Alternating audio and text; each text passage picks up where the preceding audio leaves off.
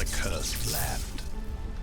You'd have to be mad to settle here. Hi, Zizaran here with another explosive arrow guide for upcoming 3.25 League, and it has taken a lot of damage. Did still want to make a guide because I know a lot of people like this build, but it is not something I am going to be league starting. I would put that it's maybe down to like a B or C tier build. However, the strength of the build is that it's such a solved build and we know so much about it. A lot of people are really comfortable with it. So if you still want to play Explosive Arrow after the nerfs, be my guest.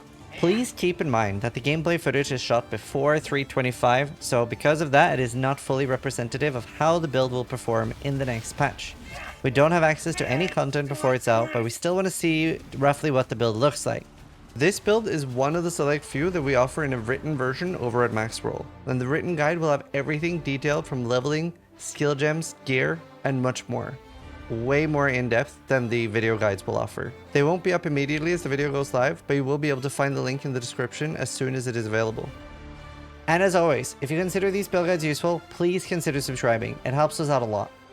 So if you do still want to play Explosive Arrow after the nerfs, it is still very solid. So we're going to go over some of the changes. We got some nice things because of the way like the Fortify is moved around now. You get Fortify early and you actually get the hits cannot be evaded in Merc Lab now. So you don't have to run Precision until like level 80, 80. We do lose a lot of tank. Now obviously a lot of builds lost a lot of tank with the Fizz conversion nerf. We can no longer easily get physical damage taken as elemental.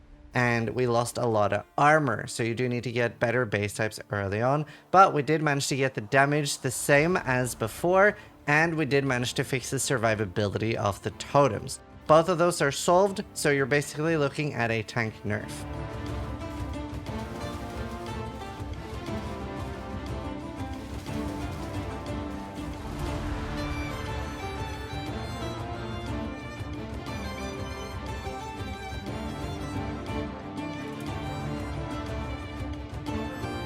So this is Path of Building. If you're unfamiliar with Path of Building, all my builds will be using this. We also have guides on Maxroll.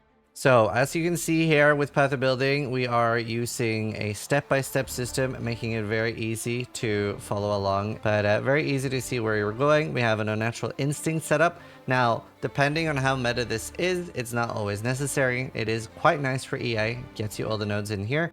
But sometimes there will be some builds that use it that are super meta, pushing the price up to 20 to 40 divines, and then it ends up being a luxury buy that you buy later. Replica Dragon Fang, honestly, might not be too crazy expensive this league because less people will be playing Explosive Arrow, but is a really, really good alternative. Helps a lot with auras, etc. So I really like getting one of these. So the bandit for EA is surprisingly Kraken. Movement speed feels so good on EA, and getting that 8% movement speed for 1 point is honestly quite nice. Oak isn't the worst thing either with 40 life, and Illyria is, you know, okay in a pinch early on if you're hard on res, but yeah. The Kraken is quite nice now. Now, you can see the pathing has changed a little bit. We did lose the totem cluster here, and we have surveillance done here. So the pathing earlier is easier and nicer. And like I said, for the Ascendancy, you get Fortitude for 1 point instead of having to go through Unstoppable Hero. And then we have Conqueror and Worthy Foe next. And then you take Inspirational or First to Strike, Last to Fall. So let's talk a little bit about that. It is in the notes as well, but you can have a weapon swap with Corrupting Fever, and if you get the Corrupting Fever to cost more than 50% of your life, you will basically weapon swap, use Corrupting Fever, get Adrenaline, which is 100% increased damage, and as long as it hits exactly 50% of your life, you're basically barely losing any. So permanent Adrenaline for a little bit of extra work, but we do have the 30% aura effect here from Inspirational, which is really nice. Another thing that is sad about the nerfs is we are losing stun immunity. Thankfully, we are a totem build, so you aren't getting hit that much. You're mostly running around putting down totems, but it will be noticeable. Now, a big problem that I've seen people do in the past when switching over is that they'll have a level 1 Ballista Totem. You never want to have a low-level Ballista Totem. You can start leveling it early. I believe duelists can buy a leveled one, even if you do switch later, but never switch to a level 1. Make sure you keep that leveled. Early on, you are not doing Ignite. You're basically hit-based Explosive Arrow early on, and that's why, for example, the Mastery here that says increases and reductions to projectile speed also apply to damage with bows.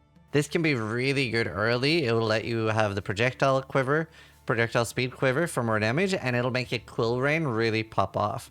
Both a Quill Rain and Stormcloud are really good bows early on.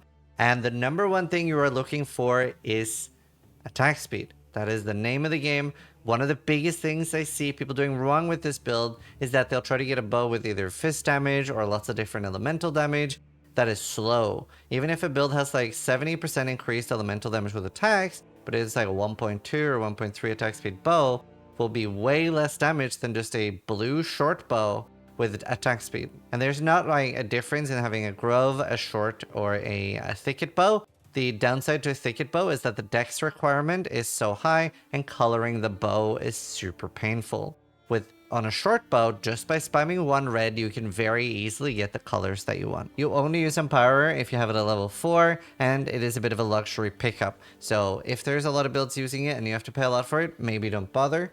Now, another thing is that Enduring Cry is our only source of endurance charges. So keep that in mind. That is a bit of a pain. We haven't really thought of a better way to get it. You will need to use that. We can't auto cast it like before. They removed that. Here is our aura setup. So generally you want to get a white socket on the helmet, and you basically want to have that the green blue socket is white so that it's shared, and you can switch out Grace and Malevolence. So if I'm fighting like Maven or Eater of Worlds, etc., I probably, well, actually Eater Grace is good for, but on most bosses, I don't care about evasion because there's not that many auto attacks. So I will be running Malevolence instead for a huge damage boost. So the reason we use Malevolence is it's more damage over time, but also because of the skill effect duration, it makes it easier for us to build up 20 stacks of explosive arrows, and it's one charge or one stack per shot. So very good for that. We're using Skitterbots to chill and shock the enemy. Same as taking 19% more damage and 20% or 19% chill. Really, really nice. Unbound ailments. That's an easy thing to drop if you need to, but having unbound ailments on the Skitterbots will make them more effective, but it will also increase the reservation. This is a very important thing that I see sometimes people forego, and it is an okay thing to forego when you're very socket starved, but you do also want to prioritize getting it. Flammability, Flame Surge, Arcanist Brand, and Life Tap. Basically, the Flame Surge is 25% more damage, and the Flammability is 36 minus fire rest. So it's pretty huge, and with Arcanist Brand it's just auto casting both for you, but very large damage increase. Then we have made a separate tab here with useful level uniques, and Stormcloud is good as well if you don't have a Quill Rain. If all you can get early is a 4-linked short bow with attack speed, that is fine. And then I think it's level 64, 65, you can get +2 bow gems. Important to note that while the item level is that, if you are using a Shrieking Essence of Dread, that does bypass item level, which is why we can craft with Dread Essences on the 6-link short bow from the Porcupine Divination card. And then you see all the other gear here is life and resists. Making the +2 amulets is very easy. I do have a separate video for how to easily make +2 amulets for most ailments. I can't remember if it's Chaos or Fist that's more tricky, but making +2 amulets, very deterministic. And then Diadian Dawn is extremely important for this build, and do make sure that you're getting either attack or elemental quality to 20%. You can't mix and match, but you do need one of them at 20%. That is an additional 7% more damage. We only have one Ignite. It's gonna last for so long anyway, so we just want to have that damage happen in a shorter time period. While we're talking about that, I do want to explain really quickly what is your DPS for this build. A lot of people will think it's the combined total damage. I see a lot of misconception with that. They'll be like, wow, this EA feels so good. I have 50 million damage. It's like, well, first off, Ignite cannot do more than 36 or 38. Combined total damage of 27 million is basically what happens with a full sustained fuses or full fuse going off one time and then you never attacking again. So what we're looking at is a total .DPS. Now, a good thing about the fact that we have the Ignite lasting for longer is if your totems start getting killed, you're not able to put down totems and attack for a little bit, at least they are dealing damage a little bit longer than you consistently attacking. Jewels, you really want to get attack speed, but you do have other stats like Fire Dot Multi, Fire Damage. All of these things are good, but while Fire Damage is a good stat, flat fire damage to attacks or flat fire damage anywhere should be avoided. So if you look here on Explosive Arrow, you can see at the top that it says lightning damage. You can never say fire damage there. Another place to check is here. Here you'll see that I have main hand lightning damage, and it does not say main hand fire damage. And the way that works and what we need that for is because we're using elemental equilibrium. And The way it basically happens is every time before an explosion, there will always be arrows hitting the target. They'll be dealing lightning damage, lowering the resist of the monster by 25. The explosion goes off, actually buffing their fire resist, but since we're instantaneously hitting it again, it does get lowered. So we're just getting free damage there. So for how this build plays, you are basically running around and just throwing down totems. You can end up having to do some backtracking if needed for loot, but you know, loot filters are good for that, and it's a really good playstyle. It does end up clearing the entire map pretty much. Like, the prolif is so nice, and I mean, there's a reason I have done, I think, 7 or 6 explosive arrow builds. Very, very nice, very comfortable build to play.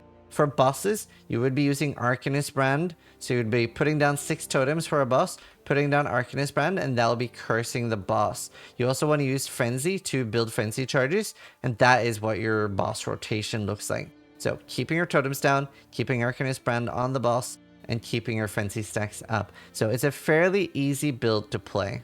Now, another weird thing that we have in the build here is that minions have 28% increased attack speed. And is that because totems are minions? No. It's because of this node here, Spiritual Command.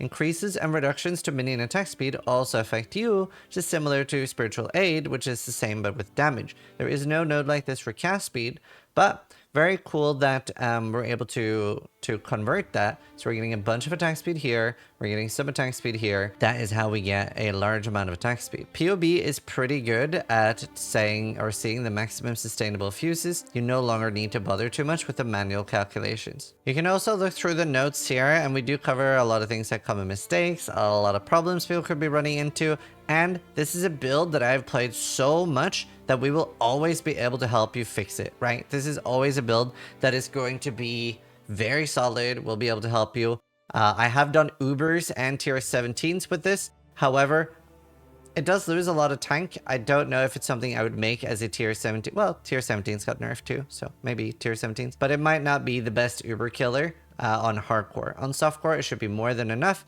A lot of people also probably be wondering about Warden. I have not looked into that yet. Elementalist looks super fine, and honestly, even for hardcore, if you want to just pound out Sanctum, which is generally very profitable, Elementalist EA is one of the best builds for that, and something I probably would do myself if I was not a content creator, because people will start yelling at me if I play EA more now. Now, I do want to cover the most common mistakes that people do in this build. So I did already mention the minion attack speed and how that works with the nodes. Attack speed on the bow itself, you always want to have the base of short bow, grove bow, or thicket bow. In a pinch, you can use the Imperial bow. It has a 1.45 attack speed, but it does get elemental damage as the implicit, so that makes up for it a little bit. Another thing that's very important, Pierce can super brick your build. It'll basically mean that your explosion does not go off. So if you're wondering why you're suddenly doing 0 damage, it's probably because you're using Pierce. Another thing is, what if you get +1 additional projectile? That will basically make it fire in a V shape around everything, not hitting anything. You always want to have 1, 3, 5, etc. projectiles.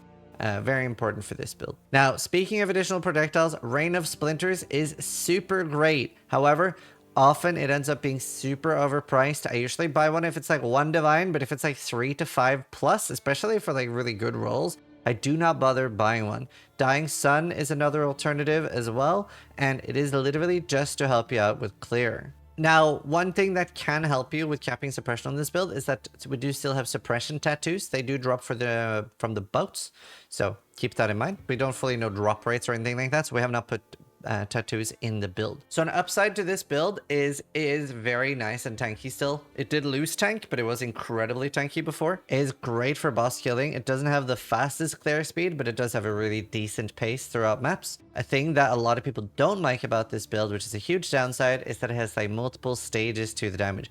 First, you need to put the totems down, they need to shoot into the target, then the explosion needs to go off, and then the thing is dying. It does happen pretty fast in my opinion, and I quite like it, but it can be off-putting for some. So a huge upside to this build is that it's so easy to craft a bow. We get a easy 6-link from the Porcupine, and that's farmed in maps like Gardens, Orchard, etc., like that type of like garden layout. So we are going to go through a few different setups because there are early game bows and end game bows. You can get quite a decent bow at item level 50. However, 100% wed or elemental damage with attacks is at item level 86. Tier 2 is at 81. But getting an item level 86 short bow is actually extremely rare. So we'll look through a few different ones here and explain what I'm looking for. So I don't want the prefixes to be full. I don't want fire damage. I don't want the suffixes to be full. And I don't want no attack speed ideally. So I'd be looking at a few like usable ones. So for my first bow, I'm going to be using dreads until I hit attack speed and open prefix. So this is a really, really perfect starter bow that will, you know, this can take you into tier 16s. Maybe you're gearing while farming a second bow because it's actually a very good thing to do. And now you're going to need cannot roll attack modifiers, which drops from Careblade. Now that I have cannot roll attack mods, all I do is exalt it, and the only prefix that is left 100% of the time, 100% chance, is that. If this wasn't here, then what could happen is I could exalt it and I can hit a suffix, and then I'll hit the prefix. So no matter what, in this scenario, we would have a decent bow. So let's go back and look at other alternatives. Something that can happen as well is that the bow naturally rolls +3, but doesn't have any good suffixes. You really, really want attack speed. Like, it is usable, but you will notice a big difference when you have attack speed. Crafted attack speed is also not that good because you really want to have room for the minion attack speed. And having both of them, it's super noticeable. It makes a very big difference. And for attack speed, you can get all the way up to 19. So you can hit tier 1 attack speed on a short bow. And then now I would craft the minion attack speed. But what if we actually want to create our super endgame bow? How do I do that? So now we're looking at item level 86. And honestly, it is still dread crafting. You can do zeals as well. I don't really like that, but generally I end up using dreads until I hit really high elemental damage with attacks. These will honestly vary a little bit, and dot multi is a good stat too. And you can end up just theory crafting what your finished bow would look like and see if it's worth it for you in Path of Building. But I'd be spamming this until I hit really high dot multi, and I have used sometimes over 100 dreads to hit this. Your endgame bow can be really painful, but there are a few different options. So ideally, what ends up happening is that you hit the tier 1 and you hit the attack speed, and you know, it's finished. Sometimes you will have to annul and get lucky. That is a little bit annoying, but let's say that I have this now. What I can do is we can just finish the +3 prefixes and then work on the suffix afterwards. So I now have the perfect prefixes. What do I do next? So one of the things you can do is you can do prefixes cannot be changed and reforge speed. Now, this is upsides and downsides. It is a lot cheaper than the other method. However, it can completely fill the suffixes, making that you have to annul it and you end up risking breaking your bow.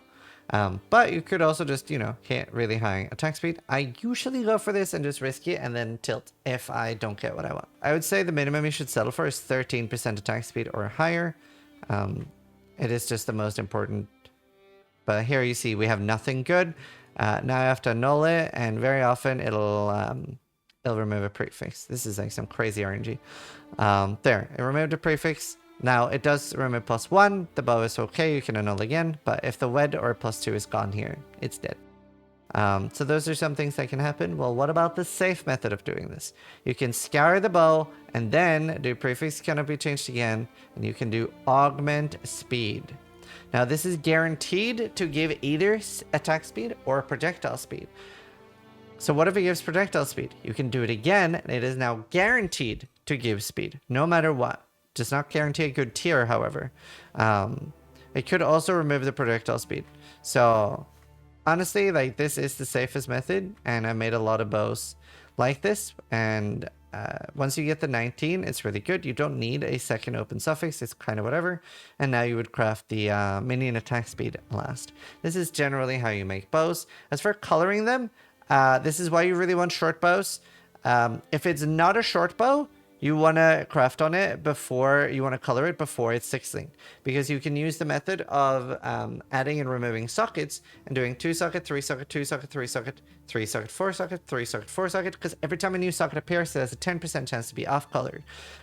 So coloring it that way will probably just cost you 1,000, maybe 2,000 jewelers, and is not too bad. If on a thicket bow, you're trying to do 1 red to get the colors you want, and you want 4 red, 1 blue, you're looking at like 10 or 5,000 chromes. It's pretty rough.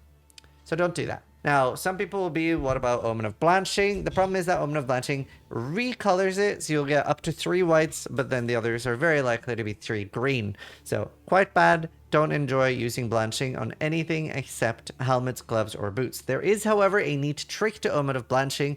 It's if you have the bow be 2-socketed or 3-socketed before using Omen of Blanching, and then have the first 2 or 3 be white, then it's really nice to do the 3-socket, 4-socket, 4-socket, 5-socket, 5-socket, 6-socket, is that it's incredibly easy to hit those off colors. So those are some tricks and tips for coloring, crafting the bow, etc. I hope these help you and you're able to get a good bow. So I hope you guys enjoyed getting yet another explosive arrow guide. Thank you guys so much for watching. Make sure you check out the Maxroll guide as well.